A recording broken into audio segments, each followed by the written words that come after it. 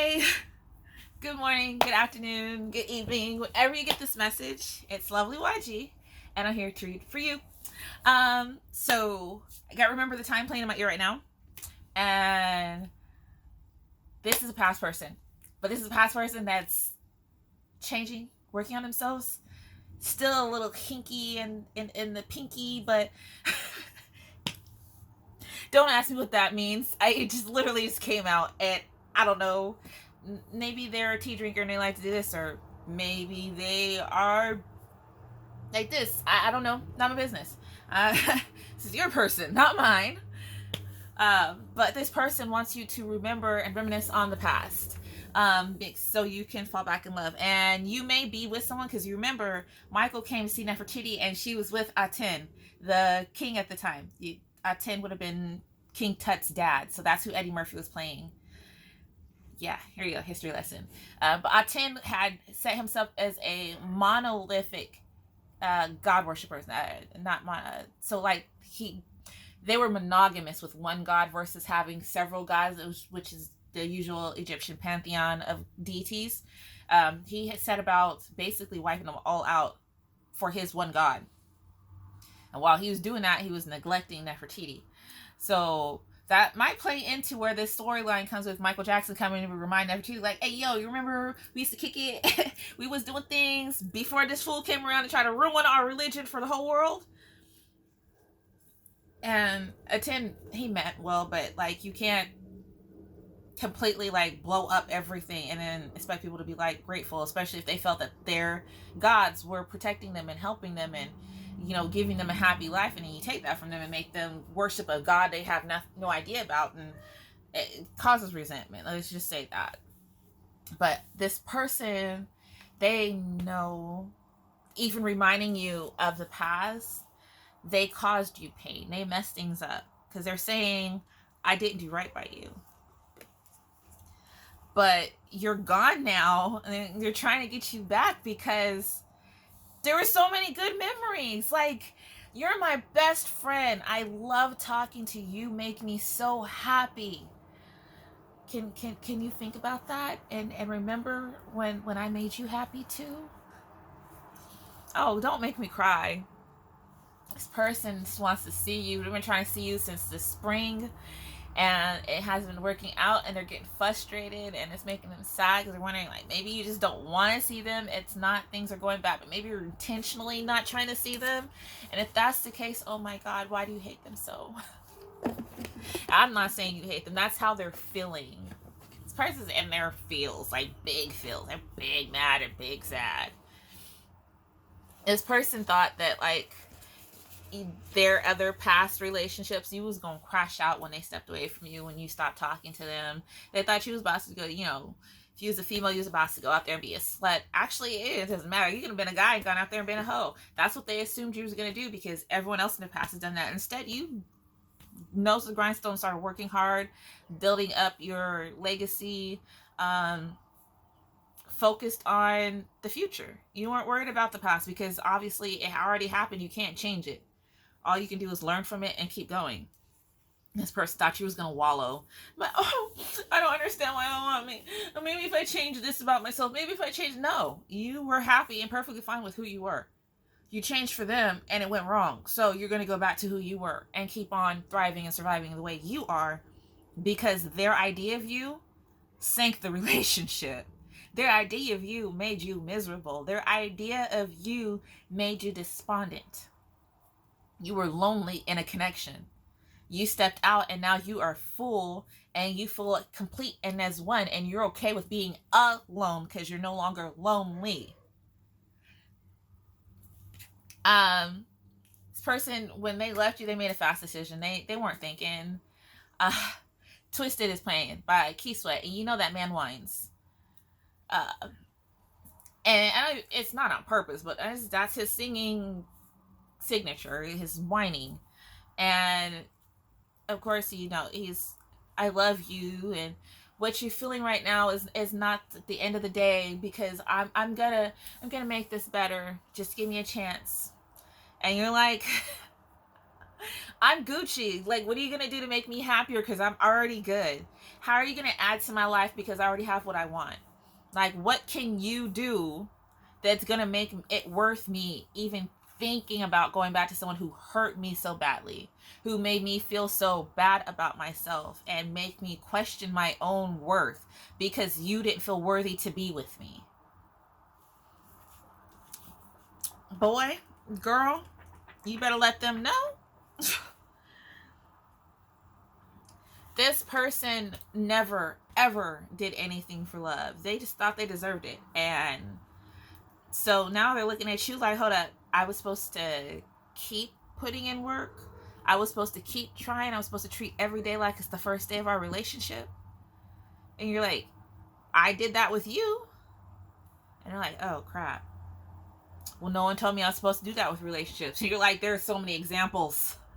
You just didn't want to look. You thought you were better than all those connections. You thought you could do better, and you didn't.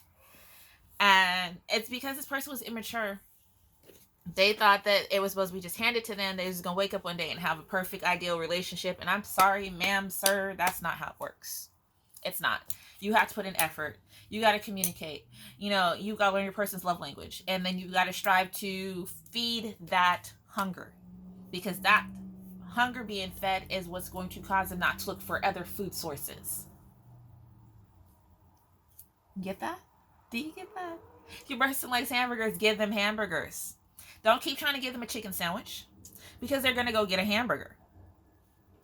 If your person likes to paint and you keep trying to get them to use an iPad for their art and they want to use their hands because that's the medium they feel comfortable with, you are diminishing what they find pride and joy in. If your person is a poet and you keep telling them that no one reads poetry, but that's how they express their soul, you're killing their soul. Like, it's not, oh, we're trying to die over here. It's not that your person is not grateful for your connection. Your person just does not want you treating them. All right. It's not that you're not grateful for a relationship. You want your person to treat you like you matter.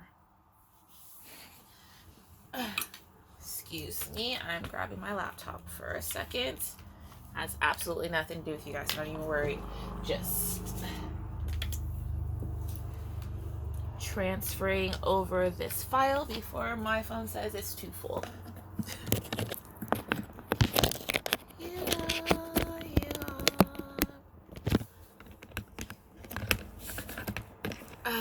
This person wants you to be messed up about them, so messed up that you make a reckless decision towards them without finding out all the facts. This person might offer to take you to see their family or to go to a place that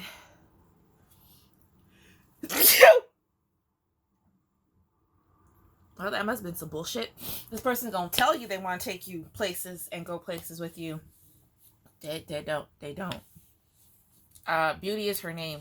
It's playing in my head. So you got somebody new coming in, someone who sees you. They didn't at first, like you weren't on the radar, but when they did, they were like, oh crap. And when you notice them, you're like, oh crap, hi. You're like, hi. This new person they have a plan and they're ready. They're not like your past person who hesitated and questioned, had to ask other people. No, this person they're coming your way, and they're coming. They're coming. They're coming. They're coming. And once they get to you, they're not letting you go. You want to pretend that the past didn't exist because it hurt so much, but you need to take the lessons that you learned from the past and apply them in the future, because if you bring your baggage with you to this new relationship, it's going to be doomed. You got to heal. You got to do your shadow work too. Okay? Can't just be like, well, my past person is. No, you got to do some stuff too, because you know what? They wouldn't have been able to do what they were doing if you weren't in a healed place to turn it away. Point blank, period. You are more than just desired. You are destined, and this person feels it. And I think you do too. And I think that's what scares you, is that they're going to come and you're going to have to actually follow through with the destiny. And you're scared you're going to mess it up. But you know what? You are this person's glory and they're yours. And it's all in your smile. Your past person's like, I can't believe we're breaking up like this. It wasn't supposed to happen like this. And it's like, bro, we've been broken up for a while. You've just been holding on to my energy. And now it's official in your eyes because you know you cannot come back because there's someone else in the place. And that is beyond pathetic. A person should be like, okay, it's over and leave it at that. It's not really over until you're with somebody, because I know I can come back and no, you can't come back and damage me. You can't come back and tear my life up. You can't come back and feed off of me like the vampire that you are. Leave me alone. I done found somebody else. And that's where you're at. Like, I'm not gonna keep repeating this cycle with you because you don't want to lose. You are the loser. You haven't just lost. It is who you are in this situation. You might be a winner somewhere else, but with me, this is it. There's no coming back. Because you're blunt. Don't believe me? You don't believe me when I just said it the way I said it because you're blunt. Okay, and it doesn't help, like I said, that you might have someone who is down low. So they might just be determined to have you because you would be the perfect beard. Like, they can't even be honest enough to give you a lavender marriage. They don't want you to know. So, screw them. Screw your past person, okay? Screw them and the hand baskets that they're trying to hang on you. This person wants to accuse you of stealing from work or stealing other people's work if you do, like, content creation. They refuse to allow you to be original. That's because they're not. They are a copycat. They're a biter. Like I said, they've been trying to wear your skin for a while.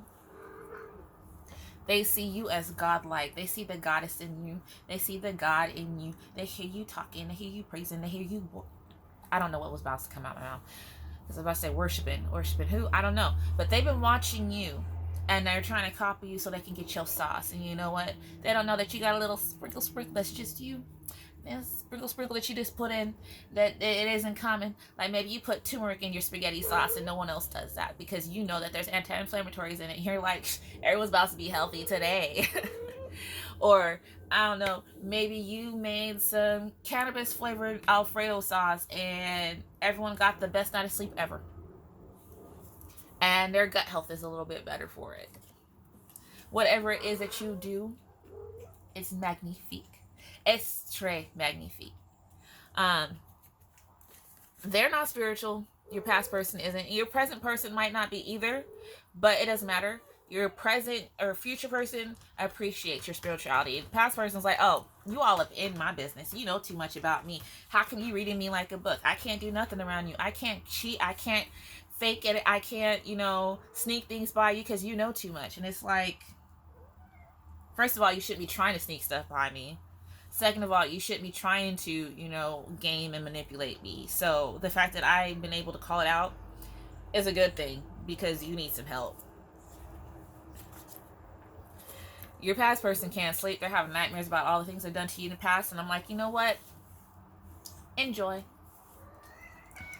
I heard Ihu. I don't even know if I'm saying that right, but they're like two African deities who kind of like say if you went to a store to buy something and they're the ones who point out what you should really be getting instead of what you want to pick out, and in the spiritual manner they're like giving you what you deserve instead of what you want. And that's what's happening with this person. They are being tormented with their actions in the past because they thought they was doing the right thing based on their projections of the situation, not the actual facts, what was really going on, and the things that they could have made better or different in this connection. They don't want you to be happy and healing and moving on in life. Like I said, they need you destitute and down and out so they can come in and trick you, so they can cover up their life and their lives and the situations they're in. You are moving on. And with this new person, you're about to build a whole new crew of people who are supportive, who are about that, not cheaters and losers and manipulators, but people who are about building community and supporting each other and making lasting legacies. And I'm so here for that for you. You are finally opening that throat chakra and you're saying, "Hi world, how are you doing? I'm here. I've been here a while. Nice to meet you. Can we get together? Can we like exchange some ideas and make some things happen?" And world's like, "Welcome. Let's do this. How you doing?" And then the people around you are like, "You can't trust the world. The world is dangerous. The world's gonna bite you and chew you up and spit you out." And it's like, okay, but aren't you guys already doing that? Haven't you guys been undermining me and tripping me and pushing me into potholes this whole time?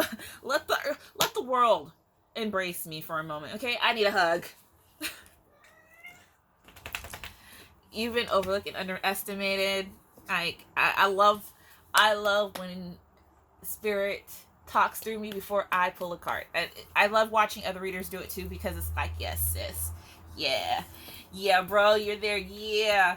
And it's just, people say I'm not new to this, I'm true to this, but no, it's not that. It's, for me, it's, I'm having a conversation with some of my best friends in the whole wide world, and they are reassuring me as I talk to you that the things I'm saying need to be heard. And I love that. Like, the universe is my friend. My spirit guides are my friend. My ancestors are my friend. My guardian angels, they're my road dogs. Like, I was telling a friend, when I walked down the street, even when I was a kid, when I walked down the street, I knew I had me 6 angels surrounding me, and they were some big Negroes, and they protect me. Like, I felt no fear, even as a teenager walking the streets at night, no matter how I was dressed. And I used to dress to the max,